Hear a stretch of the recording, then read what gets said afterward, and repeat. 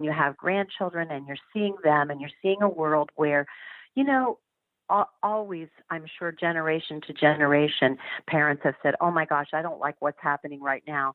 But when you're a grandparent, it sort of really socks you in the gut because you're not going to be around to see your grandkids grow up to full adulthood, have kids of their own, you know what I'm saying. And you want the best for, your future legacy, your world, your grandkids' world. So trying to teach people and educate them about government, about history, about what's happening, about being aware and paying attention to what's happening out there is critical to me. And I was raised that way. And, I hope to have a really powerful influence on my own grandkids not because I want to pass on all of my views. That's not what I mean. But I want them to be understanding of the importance of knowing where they are in, the fabric of society, basically. If our listeners would like to help out your campaign, how can they do that? Oh, I would accept all helping.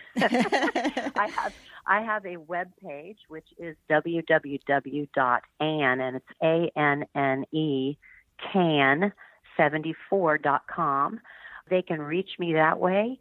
They can send me emails. They can read about my endorsements and about my platform and ask questions. They can also give me a contribution if they would love to, and I would happily accept. I also am on Twitter at Anne's in the House, and on Facebook at Anne Gorman Can, OH74. All right, excellent. We'll put those links up on our website as well.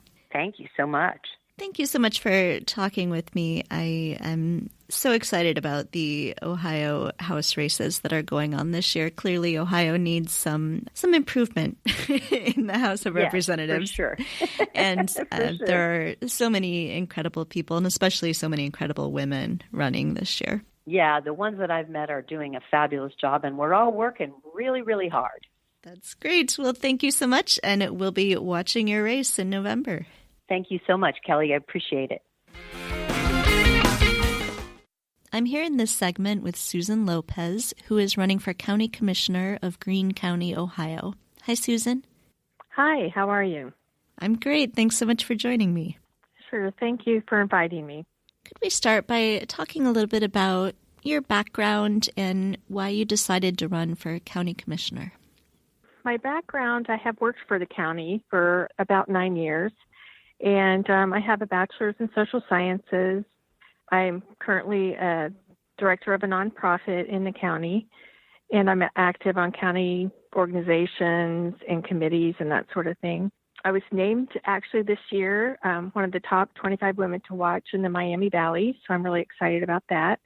It's a great honor because there are amazing 24 other women. And I decided to run for Greene County Commission because I was complaining, I'll be honest with you. In my house, with my kids growing up, I have this wooden sign and it says, "Thou shalt not whine."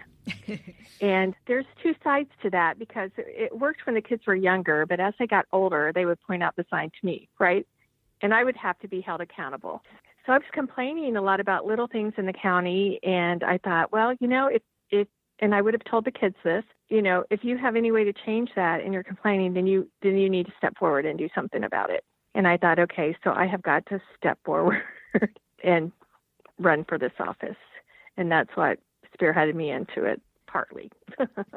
So I had other people ask me if I had considered it, which was strange because I had. And those two things together kind of like pushed me forward to go ahead and take the leap. Great. And so what is the position of county commissioner? What does that look like in Greene County? County commissioners overall, it's like a 3-member board of people who are a lot of times considered the administrative arm of the state, also local level, because they process what the state mandates for counties to do, and they're the authority over that in their own county. They're like the taxing and appropriating people for the county to see where expenditures go, to include even the court system. And you said this is a 3-member board, and so there's only one of those positions up this year. There are, and amazingly, there are like 16 elected officials in Greene County, and all 16 elected officials in our county happen to be men, which is like a frightening thought, isn't it? To think that, women are not represented. Yes, that is frightening. So what are the kinds of things that you would like to do in this position? What are the issues that are really important to you, and what are the things you'd really like to see the commission doing? One of the things is that we have a jail that I even went and talked to somebody outside of our county just to get an unbiased opinion of our jail, because we've had a couple escapes and people were saying that it was run down, it was held up by pillars in the underneath or something like that, that I was hearing rumors like that. So I went to an unbiased attorney and she said, your county jail is inhumane and it has been that way for a long time. So they are now doing a needs assessment, and my big push is they need to incorporate long-term rehabilitation and treatment, because currently we just pretty much have short-term and they don't necessarily get it right away. So research has shown that long-term is most effective, and amazingly, it costs 3 to 5 times less than jail time. So my push is for incorporating that, and actually our county sheriff has agreed that he would like to have long-term rehabilitation. That's one of them. Another thing is just overall looking at how expenses are made. They have allocated about $3 million in 2.5 years to our county airport, which currently houses only private planes and jets. And although I'm for aviation, we are an aviation area here. If it went for more people and served more people, that's one thing, but it is not. And during that time, they've closed some things that have hurt some of our area families. And so I am for looking at a budget that serves more people. You mentioned that all elected officials in the county are men right now. What are the sorts of things that you think it would be important to have representation by women? Are there specific issues within the county that you feel are problematic? Obviously, I'm all for representation, but I'm wondering if there are particular ways in the county that this has been problematic. I mean, I do. And I think that women approach things in a different manner and solve things in a different manner. We're more apt to talk things through and instead of reacting to some things. And in this county, we're under litigation, even from our own county elected officials against our commissioners. So that is problematic. And I think that a perspective from a woman might have steered that more toward mediation and coming to an agreement versus having to go to litigation, which taxpayers have to pay for, by the way. Yes. You also have been part of a military family. Your husband was in the military. I assume there are a lot of military families in Greene County. Are there particular things that you think that their needs are maybe not being met, or ways that you would like to help military families? Yeah, we are. We're by one of the largest Air Force bases. It isn't the largest, but we are one of the largest Air Force bases.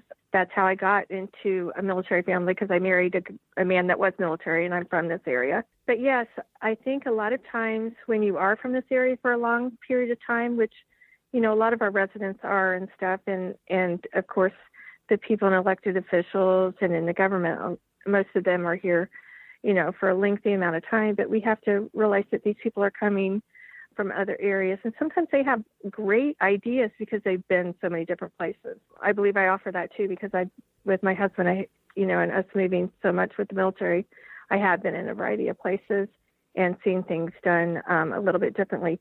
But we need to embrace the families when they come off the base, because once they're off the base from working or their families are here, we need to take care of them as if they are our long-term residents. And we need to also look at the families when their spouses get deployed. I remember being in places when my spouse was deployed, and you either were supported by the community or not at all. It's a hard road to go when you're not supported within your community when your spouse is deployed, because it can get very hard, and it can be quite lonely when your support system is gone. I know that. So Kim McCarthy came up with something that is so needed for military families, by the way, and I agree with solely, and that I had gone through. And as you move as a military spouse in different places, your military spouse never restarts because they have this job, right?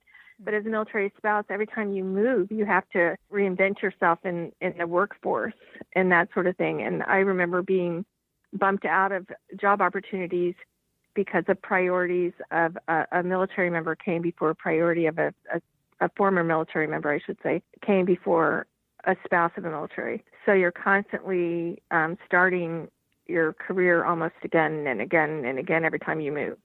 So she had an initiative that she wanted to work on, and that which actually pushed our state rep to finally look at that. What have you been hearing from people as you've been campaigning? I suspect that people aren't used to having people campaign a lot for a county commissioner. They may not really even know what that is when they go to vote. So what are you hearing from people as you talk to them? What I'm hearing is just a variety of things. Of course, my last name is Lopez. I am a white woman, by the way. I married into that.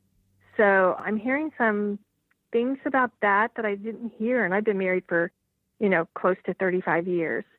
And I never heard anything really negative about my name, but that has been trying, to be honest with you. And it's been painful in many ways to feel like you're being judged by just one word or one perceived notion about you. I've learned a lot from that, but I have to say it's very painful.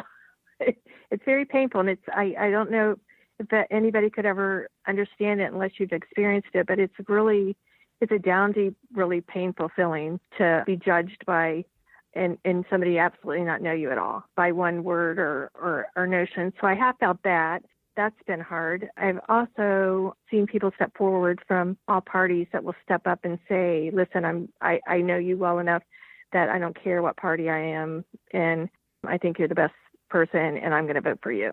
And that's been very heartwarming and welcome, to be honest with you. The other thing I get is, how are you going to be able to work with the old boys club? Like, a woman couldn't work with a bunch of men, but, I've worked in the workforce for many years, worked on a base with a bunch of men. I think it's sad in our time that there's still that talk about that. Is there anything else that you would like to make sure we talk about? Well, we have, I think in any county, there are small issues and stuff. And I think that it's important that when you have a small issue, you just don't just push it under the rug, that is the issue you need to deal with so that it doesn't become a big issue. And I think in a lot of instances that happens, instead of dealing with something when it's small and getting it taken care of and serving, the most people and trying to make the most people happy and safe. When the economy went down, we suffered here. And I had actually worked for the county then. And there were some agencies that had mandatory furloughs during that time. So I knew people that were really pinching pennies, and then organizations where they were bringing in their own pencils. And it was an amazing time in two different respects. And during that time, my family was doing really well. And I decided to take, my organization was tagged with voluntary furlough. And I decided, well, we're doing well enough. I'm going to take a voluntary furlough because I was on a committee, which I'm still on for the county, that they had to take mandatory furlough. And I was thinking, what is that if I don't take it and they're taking it when I can afford to be off, and plus maybe it will save enough money that somebody else won't have to be furloughed. I think it's important that you look at people for their whole, what they offer and what they're willing to do for their peers and the people that may be struggling. And that's a big part of the county commission, honestly, is to protect their vulnerable citizens. If our listeners would like to help your campaign, how can they do that? They can help the campaign by volunteering, any volunteer time, walking the pavement with me. That would be great. Going door to door, I know that's not everybody's cup of tea, but also, filling out some postcards for me and mailing them, that would be helpful also, as well as any donations so that I have a chance at this office. They can do that by going to www.electlopez.org. Okay, great. And we'll put that link up on our website as well. All right. Thank you so much, Kelly. Yeah, Susan, thanks so much for talking to me. I really like hearing about different kinds of jobs. We talked to lots of congressional candidates, but it's really good to hear about the work that needs to be done at the very local level as well. Well, thank you so much. I'm